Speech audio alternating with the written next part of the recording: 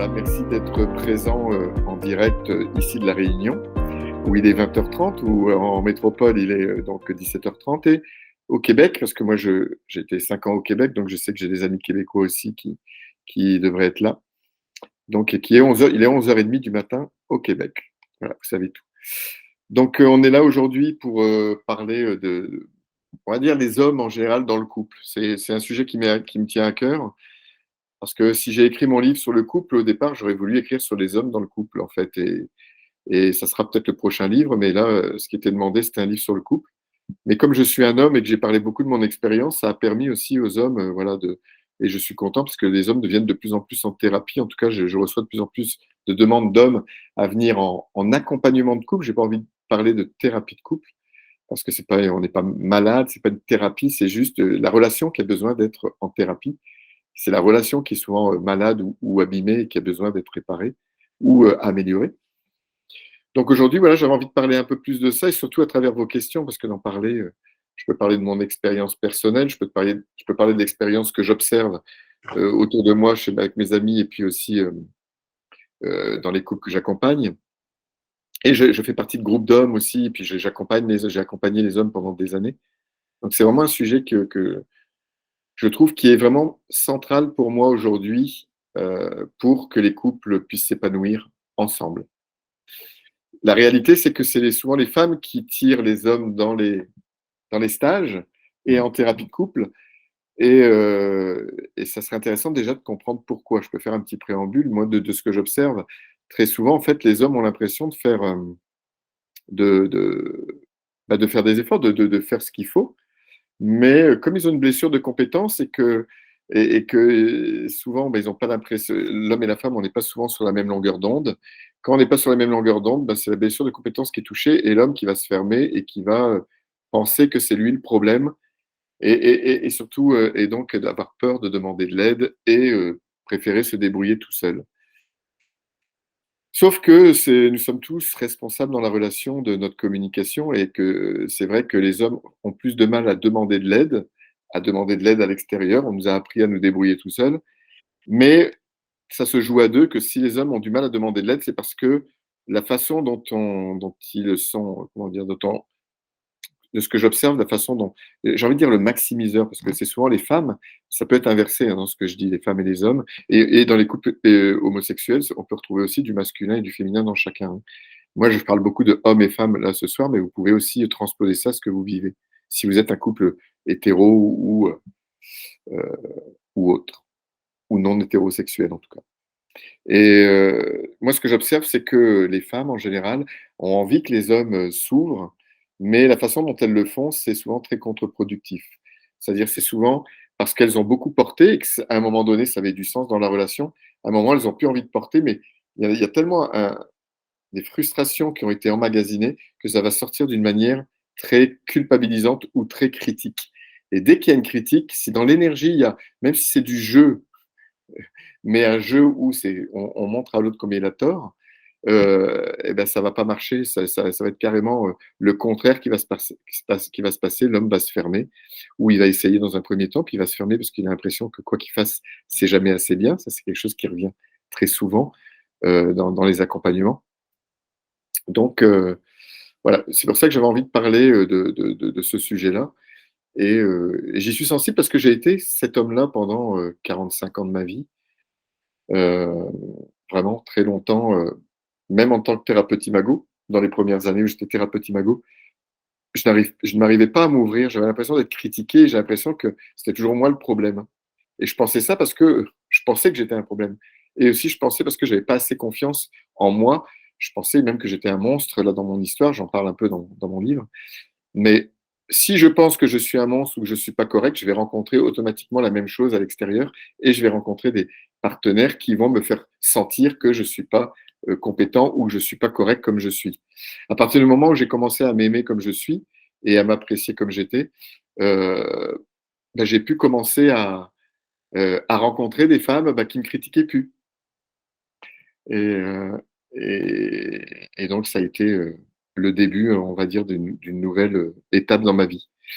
Donc, le fait d'avoir fait ce chemin, j'ai envie de le partager aujourd'hui, notamment aux hommes, parce que je trouve qu'encore que les hommes ne font pas beaucoup la démarche de demander de l'aide et préfèrent se débrouiller tout seuls ou préfèrent se séparer plutôt que de faire le travail, que d'aller voir à l'intérieur. Une des Bah, caractéristiques c'est une très belle ouais, illustration parce que là, il y a que 20 d'inscrits en hommes, les autres, c'est les femmes, alors que le sujet, c'est pour les hommes. Donc, et c'est et des hommes que je connais qui sont là, des hommes que soit que j'ai accompagnés, soit que je connais et qui me connaissent, donc qui ont moins peur forcément, puis qui sont courageux. Bravo, je vous remercie déjà d'être il y a là. une question revient sur ce que tu disais, c'est est-ce que du coup, par rapport à ce que tu disais sur l'importance de s'accepter, est-ce qu'il faut avoir fait déjà un travail sur soi pour réussir dans le couple ou est-ce que c'est important d'avoir déjà fait un travail sur soi pour réussir dans le couple ou dans la méthode Imago? Ouais, c'est une bonne question. Non, il faut pas, pas besoin d'avoir fait un travail sur soi pour déjà pour être en couple et ni pour faire la méthode Imago. Nous, on dit que la thérapie et la relation plutôt est la thérapie. C'est-à-dire que c'est être en relation, c'est ça qui va nous notre partenaire va être un miroir pour nous, ça va être un miroir pour nous aider à grandir. Mais l'invitation, c'est d'aller à l'intérieur de soi et c'est vrai que même si les hommes peuvent tout le monde peut venir sans avoir fait de thérapie, très souvent, s'il y a beaucoup de manque d'estime de soi dans la relation, si on pense qu'on n'est jamais correct dès que notre partenaire exprime juste une émotion, ça veut dire qu'il y a un déficit de confiance en soi ou d'estime de soi. Ce sont 2 choses qui sont assez liées, mais on peut avoir confiance en soi et avoir des parties de soi qu'on n'aime pas. Et moi, c'est le cas. Je veux dire, il y a plein d'endroits où je me sens très bon, très compétent aujourd'hui. Et il y en a d'autres, je ne suis pas du tout. Mais j'ai appris à m'aimer avec ça. Donc, je peux dire que j'ai une meilleure estime de moi qu'avant et une meilleure confiance en moi. Mais si j'ai pas confiance en moi, je vais projeter ça sur ma partenaire. Et là, c'est, pour moi, je le dis en thérapie quand j'ai des couples, là, c'est un moment où je vous invite vraiment à aller aussi voir à l'intérieur. Et ça, c'est indispensable à un moment donné, surtout quand les problèmes sont récurrents dans la relation, quand on change régulièrement de partenaire, quand on n'arrive pas à être en couple, c'est vraiment un travail à faire sur soi, de comprendre pourquoi c'est difficile pour moi d'être en couple, pourquoi je rencontre toujours le même genre de partenaire, pourquoi je n'y arrive pas.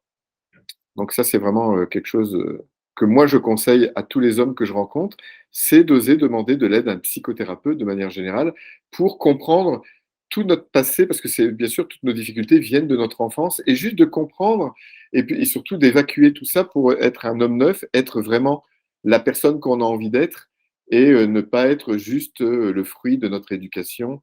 Et si on l'a pas remise en question, ça risque d'être compliqué.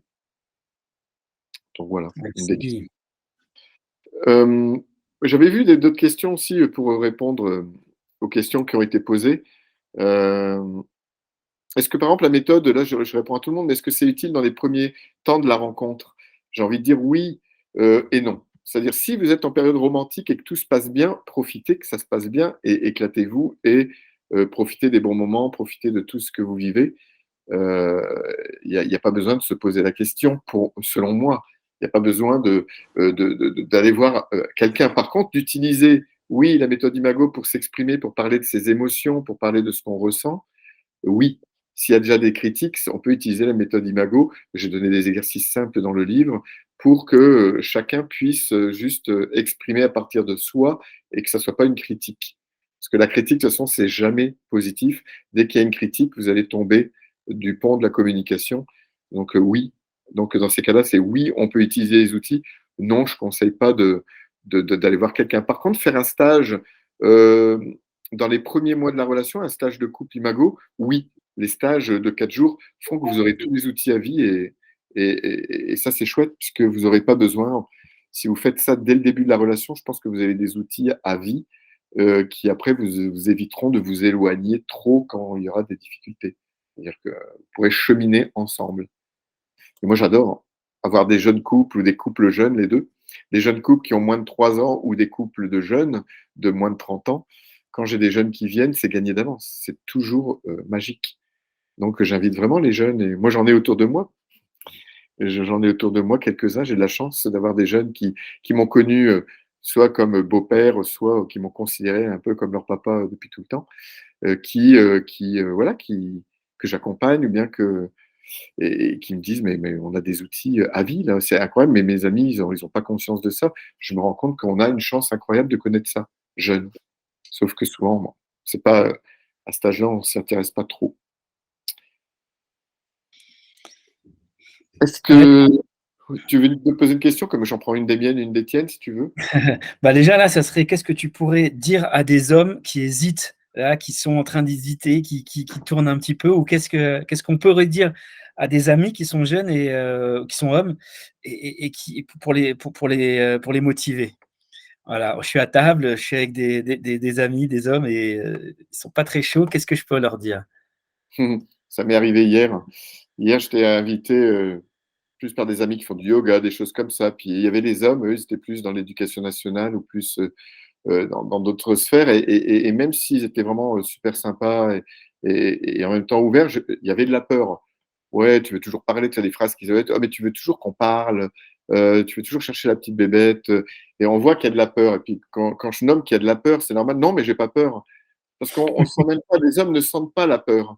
C'est-à-dire, les hommes pensent qu'ils n'en ont pas besoin ou des choses comme ça, mais c'est juste la peur. Parce que pourquoi ne pas faire le chemin s'il n'y a pas de peur? Alors, le mot peur est peut-être grand, c'est plutôt de l'appréhension. Très souvent, il y a l'appréhension d'être critiqué, qu'on dise que c'est nous le problème.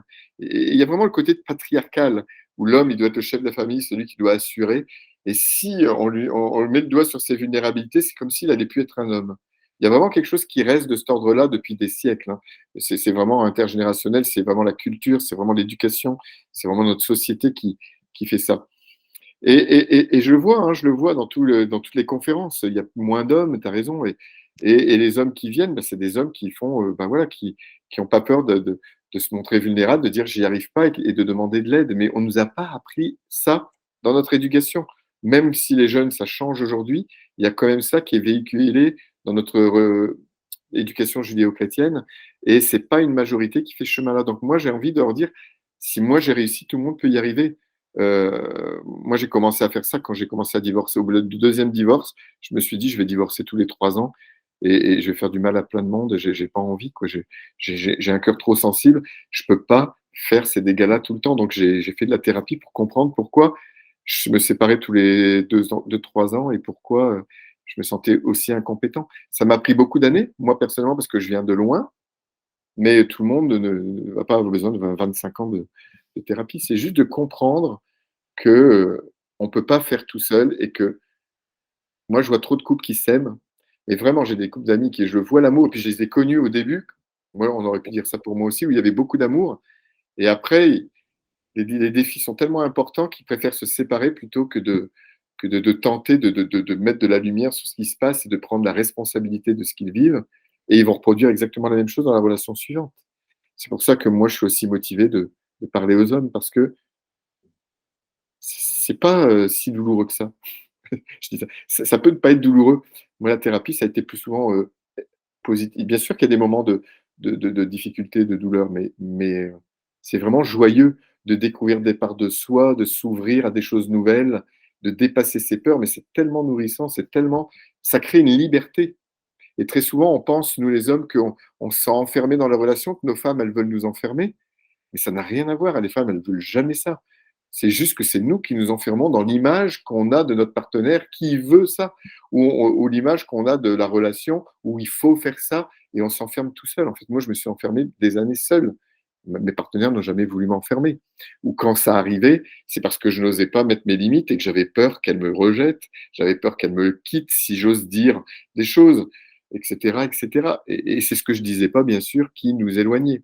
Tout ce que je disais pas, c'est ça qui éloignait dans la relation.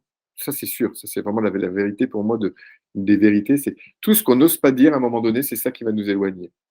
C'est hyper important de dire sa vérité, mais pas n'importe comment.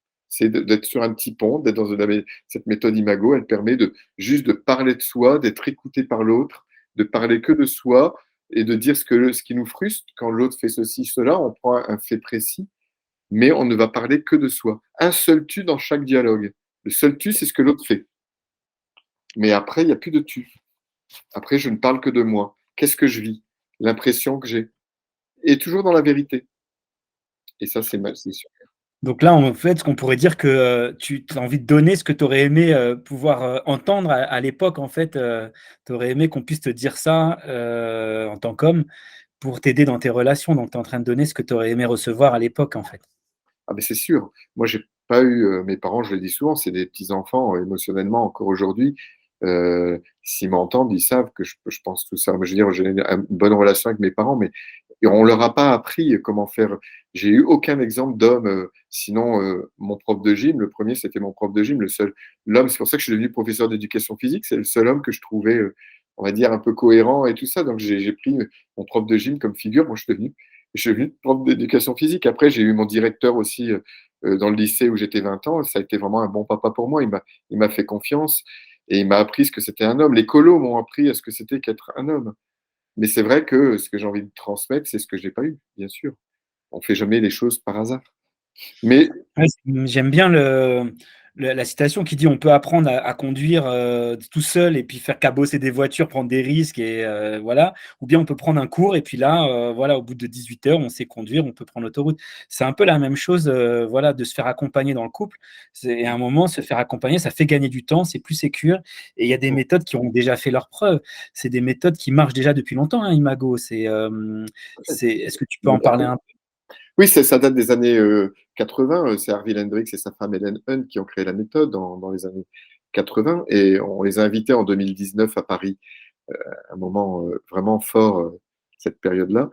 Et il disait, après 50 ans de pratique, les deux choses essentielles à retenir, c'est zéro négativité, 100% responsabilité. C'est je dois apprendre à prendre 100% responsabilité de ce que je vis et d'aller vers zéro négativité. C'est-à-dire que dès que je vais critiquer de toute façon ma partenaire ou mon partenaire, il ne va rien se passer. Donc, et c'est ça qu'ils ont.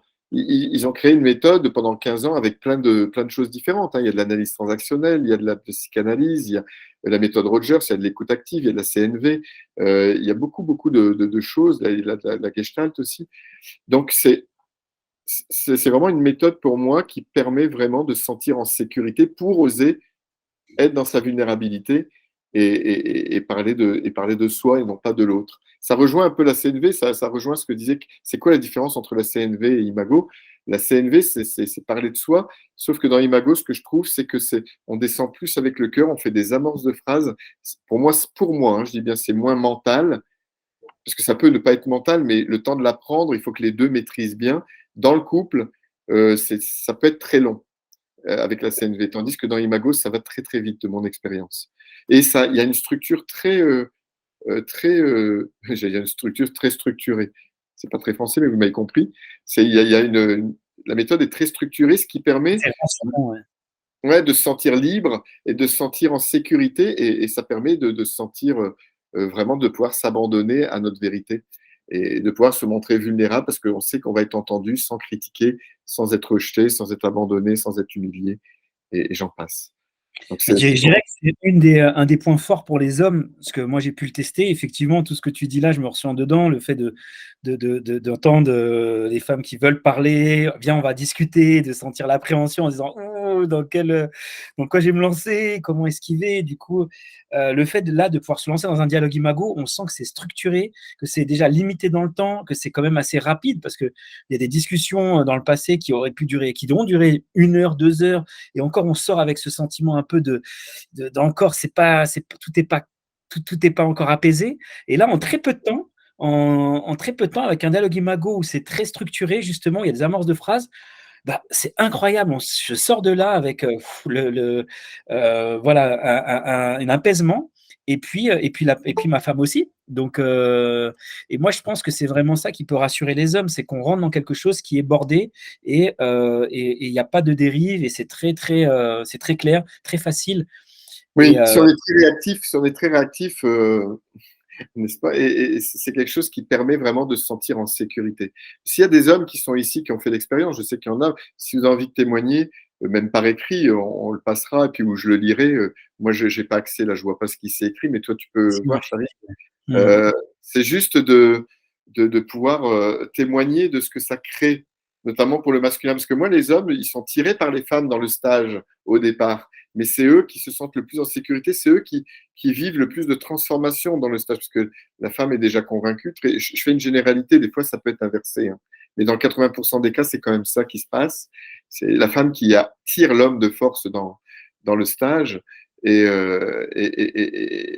c'est vrai que c'est les hommes à la fin qui disent, mais j'aurais jamais cru vraiment découvrir de ça. C'est vrai qu'il y a des transformations. Là, je viens de faire un stage à La Réunion. Il y a un homme qui était chef d'entreprise et sa femme, tous les deux, ça faisait 10 ans qu'ils étaient ensemble.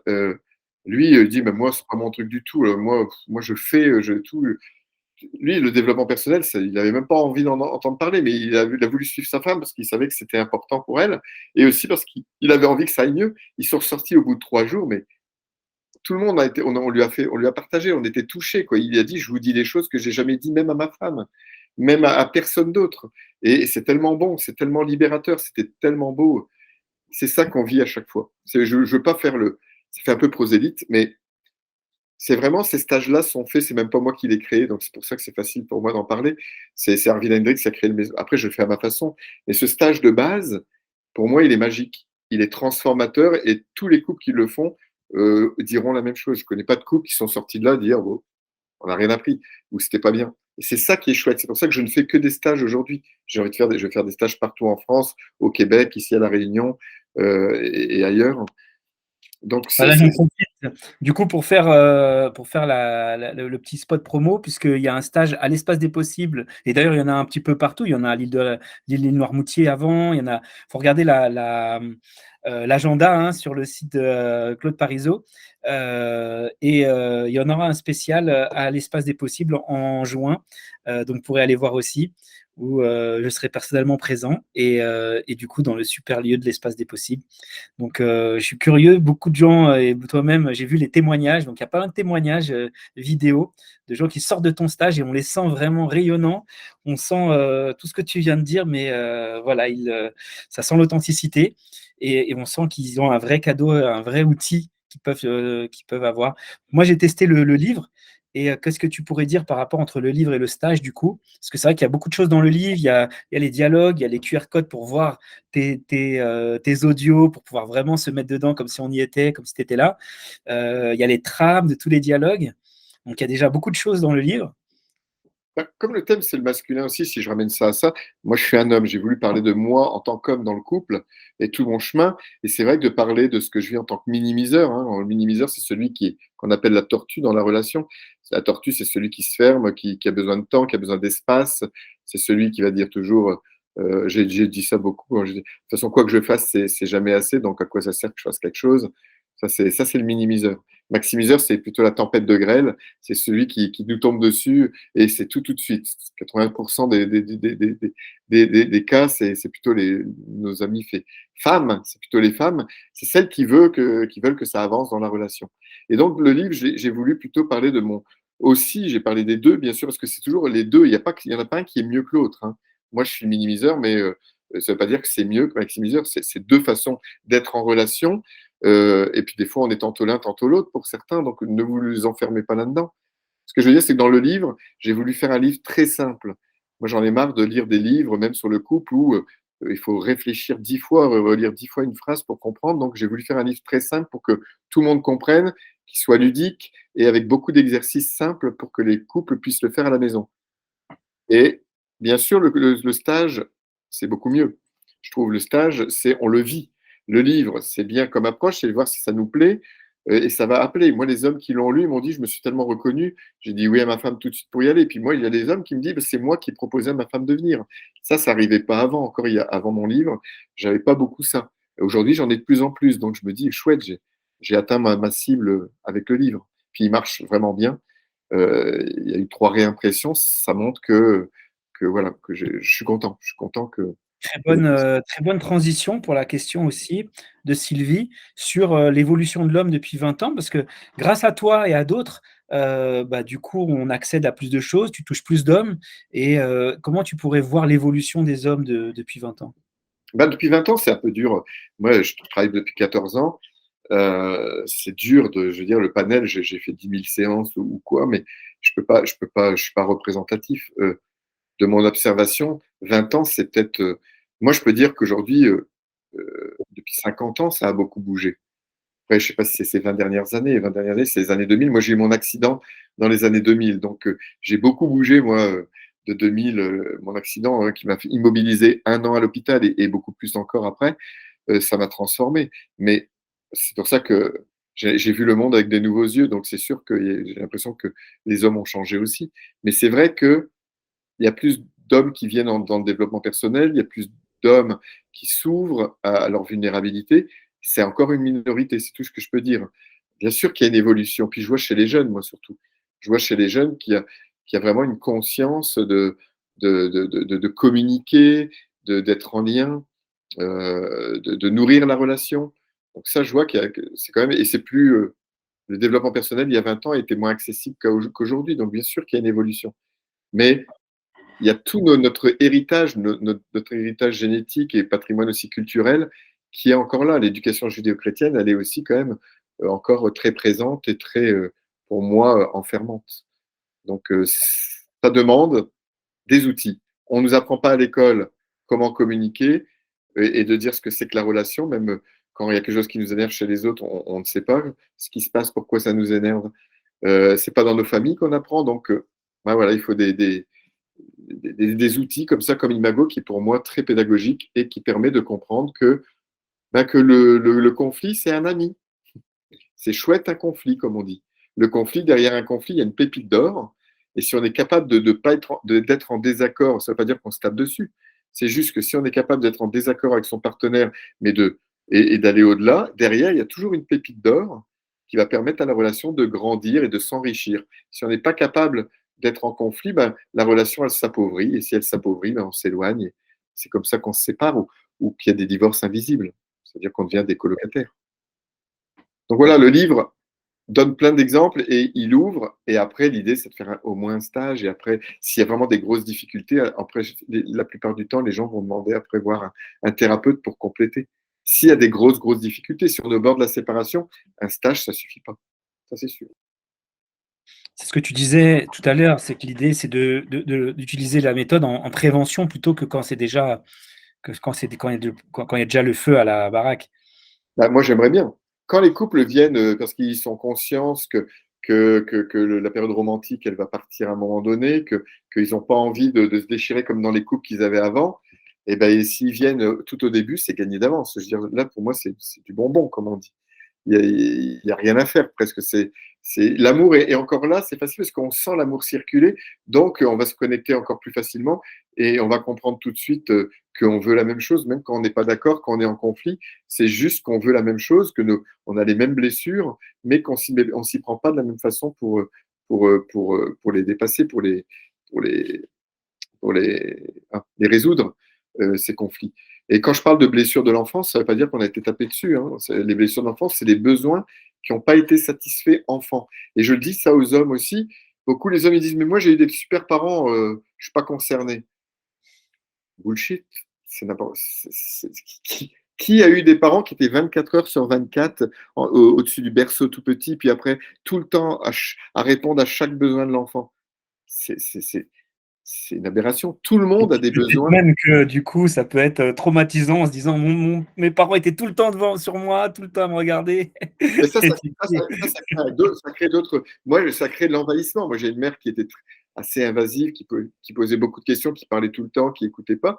C'est sûr que moi, je me sens vite envahi. Moi, je suis limite, j'ai des comportements autistiques. Je peux être vite envahi. Donc, aujourd'hui, je sais mettre mes limites, donc je me sens moins envahi, puisque je peux dire quand j'ai plus d'espace. Mais bien sûr que tout ça, ça mais c'est vrai se. que là, tu as mis le doigt sur peut-être une des problématiques de l'homme, c'est d'aller retrouver dans son enfance qu'est-ce qui aurait pu être traumatisant. Parce que moi, quand j'ai commencé, pour moi, il n'y avait pas de traumatisme. Et j'étais pile poil dans ton stéréotype de ah non, moi, nickel. Et au final, pourtant, mais du coup, et c'est vrai que tout doucement d'aller voir, c'est impressionnant en fait, parce que du coup, je me dis, mais en fait, je suis actuellement le produit de mes petits traumas d'enfant en fait, et je suis finalement un Alors, petit enfant actuellement. oui, on a tous un petit garçon qui réagit quand on est en couple et qu'on est déclenché. C'est toujours les petits enfants à l'intérieur qui sont déclenchés, tu vois. C'est toujours eux. Mais c'est vrai que chez les hommes, c'est dur de remettre en question parce que, en fait, on mélange tout. Souvent, quand on dit que tout a été bien, c'est parce que on pense qu'on n'a pas été traumatisé. Même si on a eu des super parents, nos parents n'ont pas pu suivre tous nos besoins. Si à un moment donné, le parent n'était pas disponible, rien que ce moment-là a pu créer un besoin non satisfait et ça crée une empreinte, un imago à l'intérieur. C'est-à-dire, ça crée une empreinte qui va se réveiller dans une autre relation intime. Et la relation intime, c'est avec son partenaire, la plus grande. Après, avec ses enfants aussi, mais notamment d'abord avec le partenaire. Et, et donc, euh, c'est vraiment important de différencier. Oui, j'ai eu des super parents, ça c'est l'adulte qui parle. Mais c'est comme si on n'écoutait pas le petit garçon ou la petite fille à l'intérieur qui, lui, a souffert et on n'écoute pas sa souffrance. Si on ne l'écoute pas, son besoin, ben, qu'est-ce qu'il va faire l'enfant? Il va prendre toute la place. Il n'y a plus d'adulte. C'est ce qui se passe quand on est dans la plainte, quand on est dans le reproche. C'est qu'on a tellement, tellement tout gardé pour soi et que tellement on n'exprime pas son besoin, tellement on n'exprime pas ses émotions, qu'à un moment donné, ben, on va tout balancer sur l'autre. Et ça, c'est l'enfant tyrannique. C'est l'enfant qui prend la place, qui n'a pas eu d'espace enfant pour exprimer certaines choses et qui ne se sent pas écouté par l'adulte en nous. Et si on ne l'écoute pas, bah, c'est lui qui va prendre tout le pouvoir, le petit enfant à l'intérieur. On est toujours 6 en thérapie quand on est assis, quand je suis avec les couples. Hein. On a chacun notre enfant intérieur qui est là. Donc, nous, on travaille sur nous pour justement pas projeter notre enfant intérieur sur les couples et pas réagir quand il se passe quelque chose. Et des fois, ça marche pas toujours. Des fois, moi, il y a des couples qui me font réagir parce qu'ils viennent appuyer sur un bouton, mais je peux le voir et on est en supervision pour ça. Mais ce qui est important, c'est que chaque couple comprenne que chacun, on a un petit garçon, une petite fille à l'intérieur, et quand on est déclenché, quand on est en réaction, c'est toujours ce petit enfant qui est à l'œuvre et qui prend toute la place. Et D'où ça peut être, l'importance. et ça peut être deux petits enfants finalement, qui se chamaillent Ah derrière oui, tout ça. c'est ça. Une fois qu'il y en a un qui commence, après, c'est la surenchère, et là, quand il n'y a plus que les enfants, là, c'est des cris, si c'est des maximiseurs, ou alors c'est des fermetures. Chacun, on a un mécanisme de défense différent. Les maximiseuses, les maximiseurs, je dis maximiseuses parce que c'est souvent des femmes, mais elles, c'est plus l'attaque, c'est aller chercher, parce qu'il y a la peur de l'abandon, elles vont plus attaque, ou alors même des fois se soumettre, tellement elles n'en peuvent plus, elles vont aussi parfois être même dans l'anesthésie, parfois ça peut être ça. Les minimiseurs, eux, sont plus dans la fuite et l'anesthésie. Donc, c'est ça, c'est ce que je peux remarquer, oui. Chez le maximiseur, c'est la soumission et l'attaque, et le minimiseur, c'est plus la fuite et l'anesthésie. Donc, c'est une autre forme de colère. Hein. Tout à l'heure, il y avait comme question, ça aussi, je voyais comme question, c'était hum, comment, par rapport à la colère, c'était comment réagir face à l'agressivité d'un homme, l'agressivité verbale ou un silence. Et c'est intéressant, ça, parce que ce soit une agressivité verbale ou un silence, c'est de l'agressivité, c'est de la colère exprimée de manière différente. Sauf qu'il y en a une qui est rentrée et l'autre, elle va être plus sortie. Comment on peut faire? C'est de dire stop déjà. Dire là, est-ce que tu peux me parler de toi, mais ne me parle pas de moi? Parce que souvent, l'agressivité, on va la projeter contre l'autre, mais l'autre, il n'est responsable qu'à 10% de notre colère. Si je suis en colère contre ma partenaire, c'est juste mes 90% de mon histoire qui font que je suis en colère contre elle. Elle appuie juste sur un bouton rouge. Parce que si elle faisait la même chose avec un autre homme, peut-être que l'autre homme, il réagirait pas du tout. Donc, si moi, je suis hyper en colère pour un truc, c'est important que je puisse aller voir et exprimer ce qui se passe pour moi plutôt que de lui critiquer. Parce qu'elle, elle fait ce pourquoi je l'ai choisi. Donc, elle n'a pas à changer. Je l'ai choisi comme ça, je l'ai choisi pour ça. Donc, c'est un peu ça l'idée. C'est un peu ça. Donc, comment faire pour réagir face à la colère de l'autre? Ben, c'est déjà de mettre un contenant, déjà de faire un dialogue imago où la colère, elle va être contrôlée. On va pouvoir parler de soi, dire je suis en colère parce que là, quand je t'ai dit ça, voilà comment tu as réagi. Puis moi, voilà ce que j'ai vécu, et ce que j'ai ressenti, et ce que je me suis raconté. Et là, on va parler de soi. Et là, l'autre va pouvoir l'entendre. Si ma partenaire, elle parle d'elle, moi, je vais l'écouter. Si elle me dit tu, mon cerveau reptilien qui va des millions de fois plus vite que mon cerveau intelligent, il est là pour la survie. Il va se mettre là, il va se mettre en route, et là, il n'y a plus rien qui va se passer. Je vais être en mode défensif et moi, je vais me fermer, je vais me mettre dans ma carapace. Donc, voilà, ça, c'est un exemple pour la colère. Et pour éviter la colère, pour faire diminuer la colère plutôt, parce que la colère, c'est sain, c'est très sain dans une relation si c'est exprimé à partir d'un besoin. C'est juste d'exprimer notre besoin, d'exprimer nos besoins, nos limites. Donc, c'est apprendre à mettre des limites. Si je mets des limites tout de suite, là, ça me blesse quand tu me dis ça, ben, on va le dire, et puis ça va faire tchit. L'élastique qui est à l'intérieur tordu, il va faire un tout petit, il va faire tchit. Par contre, si je dis rien, si je laisse ma partenaire ou mon partenaire continuer et que j'ose pas dire parce que j'ai peur d'être critiqué, j'ai peur d'être rejeté, ben, l'élastique il va se tendre, puis je vais partir, et puis il va se tendre, et puis les sujets ils vont s'entasser. Puis le jour où l'élastique il lâche, ben, c'est plus un petit pchit, ça fait mal. Et là, c'est des grosses, ça peut aller jusqu'à des maladies, ça peut aller jusqu'à des passages à l'acte violents, ça peut aller plus on contient, plus ça sort d'une manière, on va dire, détournée. Donc l'invitation, c'est d'apprendre à exprimer ses besoins, sa colère, ses émotions au fur et à mesure. Mais pour pouvoir exprimer sa colère et ses besoins, c'est important de se sentir en sécurité, d'où ce dialogue imago. C'est pour ça que je le conseille vraiment aux hommes, parce que les hommes, très souvent, ils ont l'impression de ne pas être entendus non plus, parce qu'on n'a pas la même façon d'exprimer non plus, on n'a pas les mêmes langages, on n'a pas la même façon d'exprimer nos besoins ou nos langages d'amour aussi. Ce qui fait que ben, il y a une incompréhension qui se crée dans les relations et, euh, et c'est là que ça commence à être le début de la fin. Oui, des témoignages des hommes qui ont déjà essayé ou bien à qui ça Ouais, parle? n'hésitez pas. Moi j'ai des questions, je vais le faire, mais s'il y a des questions en direct, moi j'y répondrai. On est là pour ça aussi. Euh, Moi j'ai vu aussi, il y avait une belle question, Tiffany, tu demandais comment réussir à se défaire des stéréotypes ancrés par une éducation à l'ancienne. Notamment chez les hommes, c'est vrai que l'éducation où il faut faire, il faut être efficace, donc on n'apprend pas à exprimer nos émotions, on n'apprend pas à exprimer nos besoins. Bah, comment on fait? Ben, moi je dis, si on veut pas faire de thérapie individuelle, ben, au moins faire la thérapie à deux, de couple. C'est pas une thérapie, c'est faire des stages où là on va apprendre à exprimer ses besoins, on va comprendre ce qui se passe et ça va ouvrir vraiment l'envie d'aller plus loin après. C'est vraiment le stage est vraiment une bonne porte d'ouverture à mieux se connaître, à mieux se comprendre et à mieux comprendre le partenaire, la partenaire. Et ça, On c'est pourrait se très. dire que c'est comme un muscle, qu'il faut, voilà, s'entraîner à parler, à pas dire de «tu», à Ben, dans le livre, je l'explique, hein, le dialogue imago ne fonctionne que si on le fait au moins une fois par semaine. Je veux dire, c'est comme un entraînement. Moi, j'étais prof de gym. Si j'apprends un sport, j'apprends à taper dans la balle. Si je tape dans la balle une fois par mois, je vais toujours être débutant.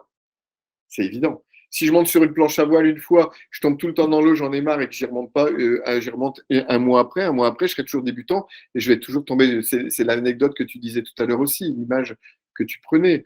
Et c'est pareil pour le dialogue. Si je fais un dialogue par semaine, ben, je vais devenir, au fur et à mesure, je vais prendre confiance, je vais enlever mes protections et là, on va pouvoir se connecter de cœur à cœur et se dire vraiment les choses qu'on a à se dire sans avoir peur de l'autre, sans avoir peur de la réaction et juste en apprenant à nommer nos besoins, nos envies, nos limites. Donc voilà, la seule façon qu'on peut se défaire de ça, c'est se remettre en question, parce que si on ne met pas en question notre éducation, on n'est que le produit de notre éducation, on n'est rien d'autre. Et on est bien plus que ça quand même, les êtres humains. On est bien plus que l'éducation de nos parents. Ils ont fait du mieux qu'ils ont pu, déjà, c'est important de reconnaître ça. Ils ont fait du mieux qu'ils ont pu, et à nous, en tant qu'adultes, de continuer le chemin. On ne peut pas reprocher à nos parents de ne pas avoir fait ci, pas avoir fait ça. Non, on est adultes, c'est à nous de gérer notre propre bien-être. C'est déjà assez dur d'être parent. Hein, c'est dur d'être parent si en plus il faut culpabiliser de ne pas avoir fait bien. Moi, je dis toujours à mes amis, je dis parce que moi, j'ai pas eu d'enfant, mais j'ai quand même beaucoup de jeunes dont je m'occupe ou dont je suis proche. Mais si en tant qu'adulte, on peut être là juste pour écouter à un moment donné leurs reproches, s'ils ont le droit de reprocher, de dire, ben là, c'était vraiment pas cool, ça, ce que j'ai vécu avec toi et tout ça. Si on peut juste être là, accueillir, dire, je suis désolé, j'ai vraiment pas voulu mal faire, je pensais bien faire et si je t'ai blessé, je m'en excuse, c'est fini. Je veux dire, le parent, pour moi, c'est ça l'important, c'est de rester en lien, quoi qu'il advienne. Pas toujours facile, mais si je peux rester en lien en tant que parent, eh ben, ben, l'enfant va avoir confiance et va pouvoir dire aussi sa souffrance. Il n'aura plus besoin de la projeter sur son partenaire ou sa partenaire. Parce que c'est ça qu'on fait.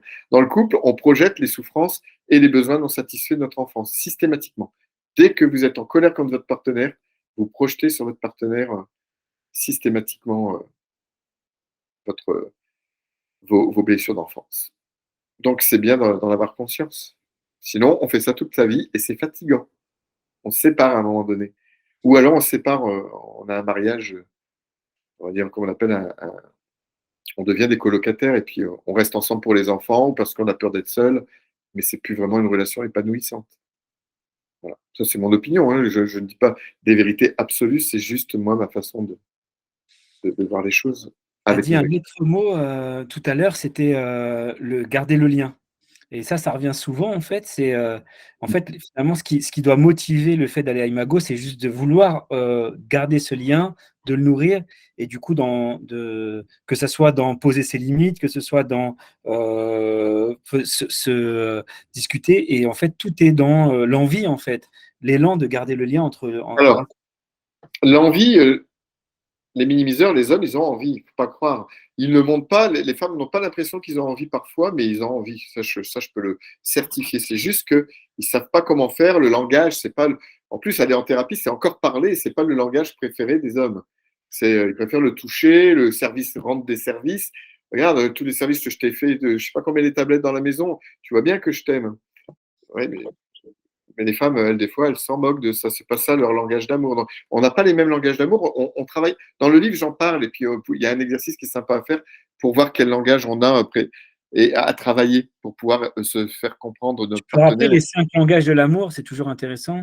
Oui, les 5 langages de l'amour, c'est les services rendus. Donc, je disais les petits cadeaux, les paroles valorisantes, celui où j'étais complètement incompétent, où j'ai appris à faire des paroles valorisantes à mes partenaires. Le toucher physique, hein, le préféré des hommes, et c'est celui sur lequel même les hommes et femmes, on peut se retrouver. Et le dernier, c'est les moments de qualité, les moments de passer ensemble. Et justement, tu parlais des hommes, et comme on parle des hommes en particulier, les hommes, le défi qu'ils ont, c'est à rester en lien quand ils ont besoin de temps, quand ils ont besoin d'espace. C'est rester en lien, ça veut dire, c'est pas, écoute, là, c'est pas partir d'un coup quand on n'en peut plus des conversations de notre partenaire ou lui dire, oh, tu as toujours envie de parler, tu me saoules.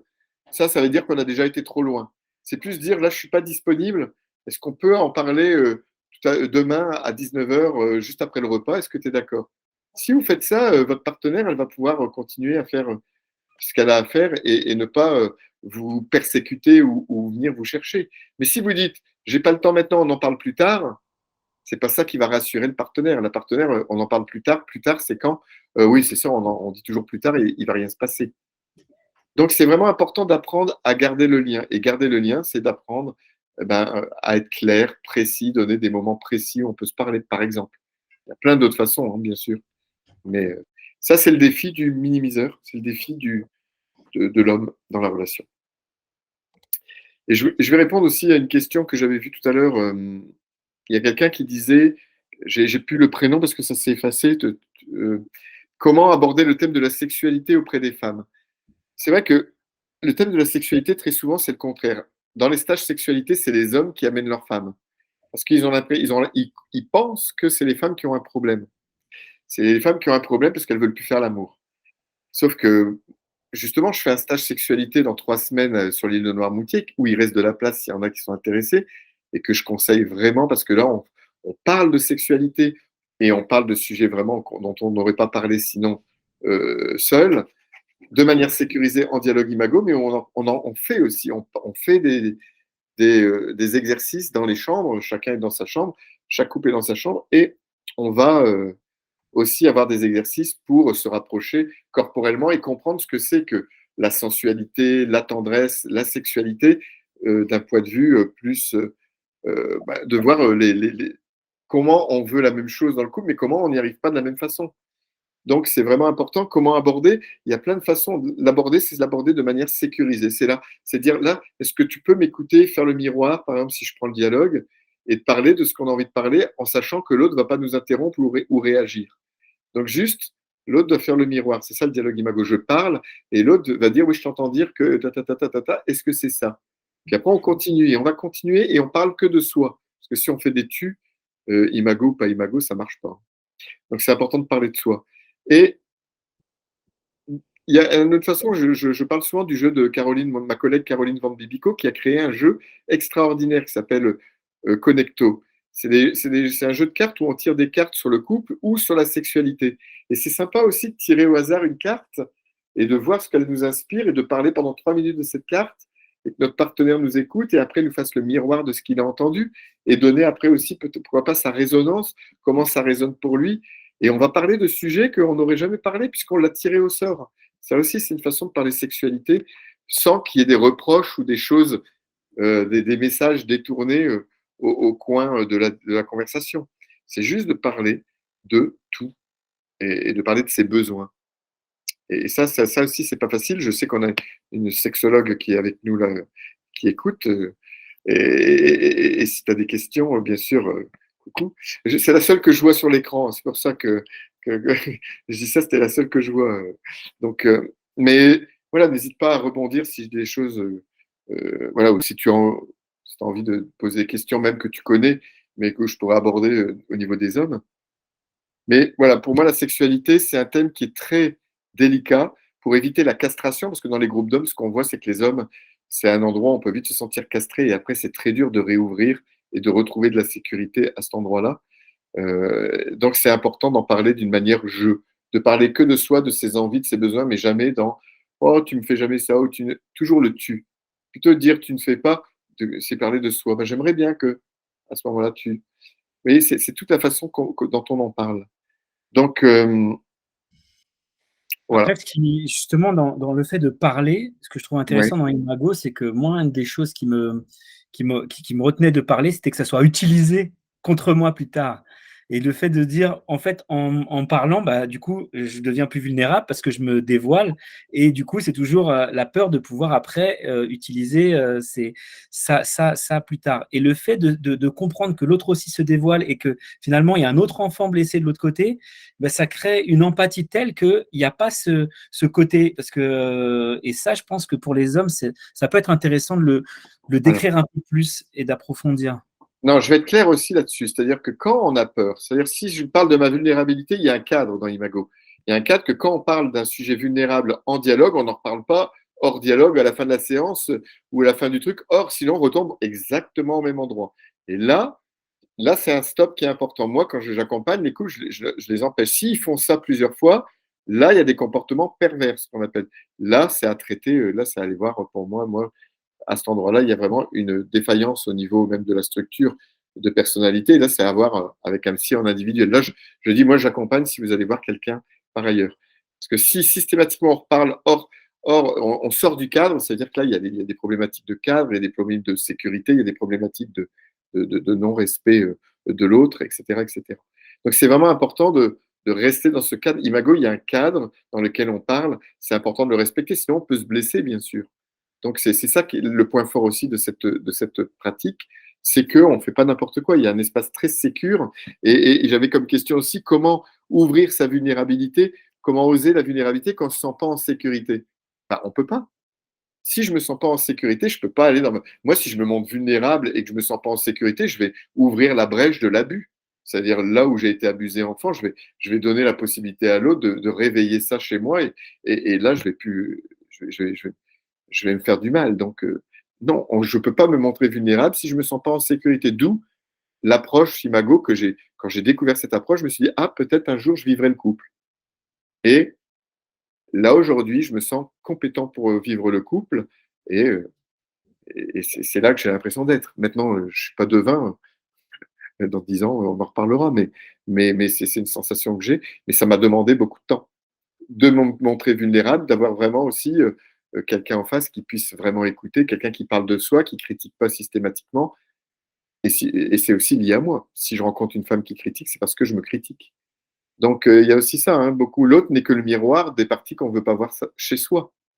Donc voilà ce que je peux déjà dire. Il reste 10 minutes, Ouais. parce que je ne voudrais pas dépasser 1 heure. Euh, Est-ce qu'il y a des questions? Moi, je prends les questions que vous avez posées au fur et à mesure hein, dans le questionnaire. Mais il y a des questions qui sont moins sur le masculin, donc j'ai envie de donner priorité au masculin dans le couple, la place de l'homme, justement. Et justement, pour la place de l'homme, je vais aller plus loin. Pour moi, l'homme, s'il veut prendre plus de place, s'il a l'impression que des fois il a du mal à prendre sa place, euh, c'est juste apprendre à nommer ses besoins et ses limites. C'est vraiment important d'apprendre à exprimer en parlant de soi. Et des fois, souvent, ils ne savent pas parce qu'ils n'ont pas le langage des émotions. C'est pour ça que j'envoie la liste de Issa Padovani qui m'a autorisé à prendre sa liste, ses listes, parce que j'aime beaucoup ce qu'il fait, excusez-moi, Issa, ce qu'il fait dans ses webinaires et dans son travail. Euh, c'est un apprentissage d'apprendre le langage du ressenti, le langage des émotions. Donc, je demande aux hommes, notamment, ou celui même aux femmes qui ont du mal à exprimer ce qu'ils ressentent, ce qu'elles ressentent, d'avoir ces feuilles-là dans les dialogues. Parce que ça va aider à mettre les bons mots sur ce qui se passe à l'intérieur. Souvent, on n'a pas les mots. Parce que, comme je disais, on ne nous a pas appris, enfant, à exprimer nos émotions. On nous a appris à être efficace, à être bon à l'école, ou à faire, ou à savoir construire.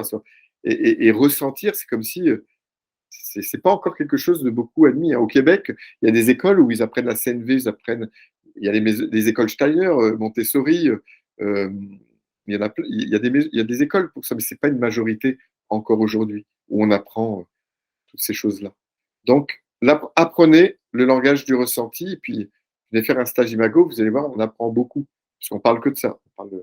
Et c'est pas douloureux, hein, on rigole beaucoup quand même dans le stage, il y a des moments où on rit.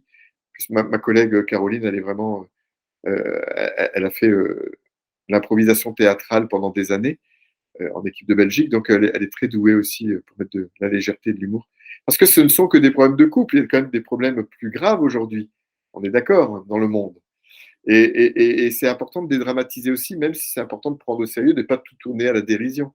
C'est pas ça que je dis, hein. C'est important de parler sérieusement, mais on peut aussi mettre de la légèreté, de l'humour, et les dialogues imago peuvent le permettre aussi, puisqu'on parle de soi, et on peut aller là par moment.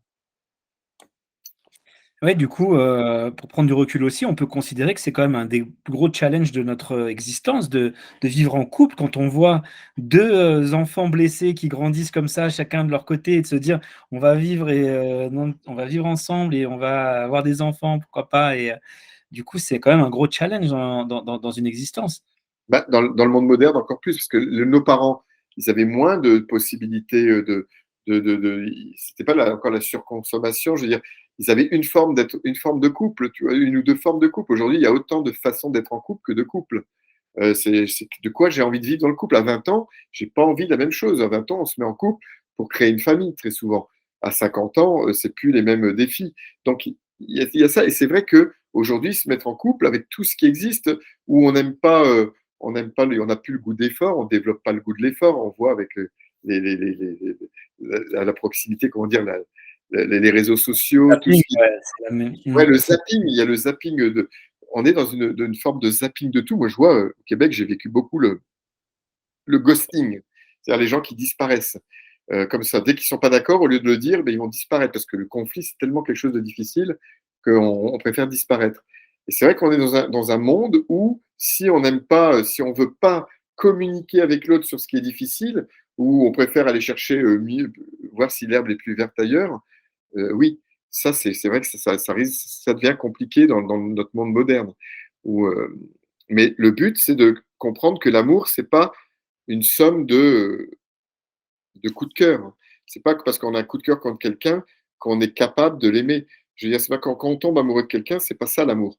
L'amour, c'est quand l'amour commence à diminuer, c'est ce que j'en fais. C'est quand les hormones commencent à diminuer, les hormones du début de la relation diminuent, c'est qu'est-ce que j'en fais, comment je fais pour retrouver ce plaisir qu'il y avait au début.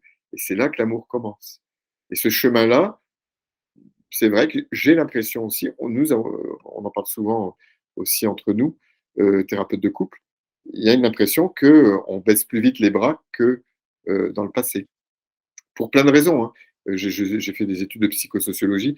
Il y a des côtés psychologiques, sociologiques, socioculturels.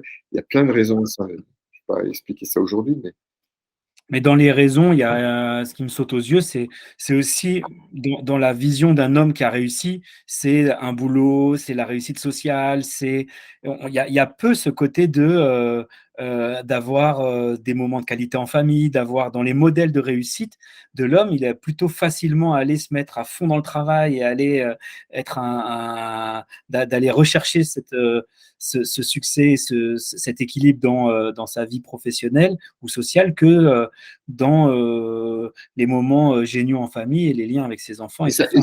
et ça peut devenir vite une fuite. C'est-à-dire que le travail peut vite devenir une fuite, notamment pour le masculin, pour l'homme, mais aussi pour la femme, mais parce que ben, au travail, au moins, je me sens reconnu. Ce que j'entends souvent, ils disent oui, mais moi, je reste plus souvent au travail en ce moment parce qu'au moins là, on apprécie mon travail. J'ai oui, mais c'est sûr, moi, avec mes amis au travail, c'est plus facile d'être en relation ou d'être dans son pouvoir. c'est dans l'intimité que ça se joue souvent la difficulté. Donc, c'est sûr que c'est là qu'il va y avoir les critiques, c'est là qu'on va être remis en question, parce que ça demande du travail. C'est beaucoup plus compliqué la relation intime que la relation amicale ou la relation professionnelle. Il y a moins d'intimité, il y a moins d'enjeux. Donc, bah oui, et le travail peut être une échappatoire. Et là, dans ces cas-là, ça va créer des douleurs dans la relation, parce que la femme, elle va avoir l'impression que c'est elle qui doit s'occuper et de la maison et des enfants. Et voilà, et l'homme, il dit, mais moi, je ramène l'argent. Donc, c'est tout ça, c'est important de communiquer, parce qu'aujourd'hui, on n'est plus dans un monde où c'est aussi, où on parle de partage des tâches, le partage des responsabilités. Moi, j'ai toujours admiré les femmes depuis tout jeune. Hein. J'ai jamais compris pourquoi elles gagnaient moins que nous, par exemple, alors qu'elles doivent s'occuper et des enfants, de leur vie personnelle, elles doivent s'occuper de la maison, elles doivent s'occuper aussi d'entretenir la relation avec l'homme. Il faut être Wonder Woman, que je veux dire aujourd'hui, c'est hyper complexe d'être une femme aussi aujourd'hui. Donc, c'est vraiment important de dire dès le début qu'est-ce qu'on veut vivre dans la relation. J'ai une petite anecdote, mais ils sont jeunes. J'ai une jeune fille qui se reconnaîtra, que j'adore, qui est jeune et qui, avec son compagnon, ça fait 2 ans qu'ils sont ensemble. Puis elle se rend compte que il fait rien du tout dans la maison, mais rien depuis 2 ans. C'est-à-dire, il sait pas faire même une pâte, il sait pas faire repasser, il va même pas mettre le linge dans la machine. Elle fait tout depuis 2 ans. Mais je dis, tu peux pas lui reprocher ça. Je veux dire, ça fait 2 ans.